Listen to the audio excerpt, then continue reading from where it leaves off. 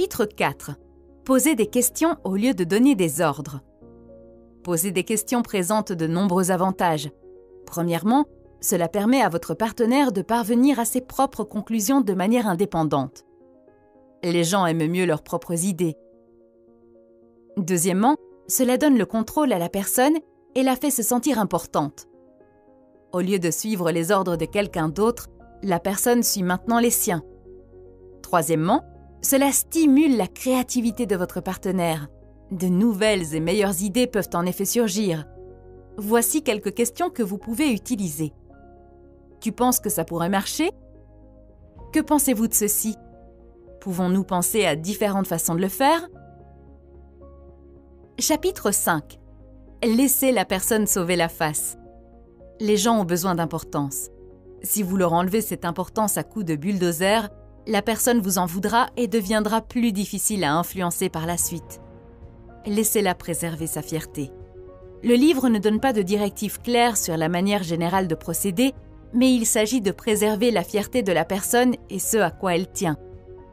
Le livre ne donne pas de directives claires sur la manière générale de procéder, mais il s'agit de préserver la fierté de la personne et ce à quoi elle tient. Par exemple, lorsqu'une employée a fait une erreur, elle s'en est excusée et a dit qu'elle aurait le nouveau rapport avant la prochaine réunion.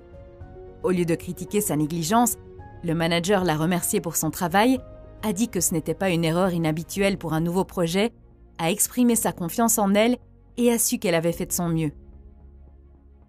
Chapitre 6. Louer la moindre amélioration. Féliciter chaque amélioration incite l'autre personne à continuer à s'améliorer. Encore une fois, gardez à l'esprit que les gens ont soif d'importance comme de l'eau, et le fait de leur donner un petit peu d'éloge leur donne envie de plus.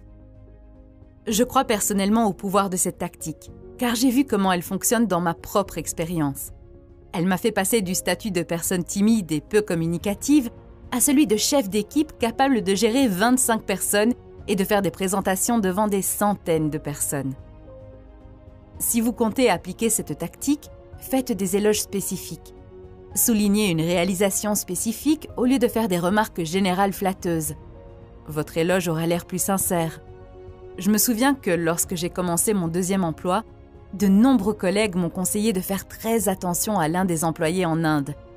Ils m'ont dit qu'il était plutôt paresseux, qu'il répondait aux emails très tard et que la qualité de son travail n'était pas bonne.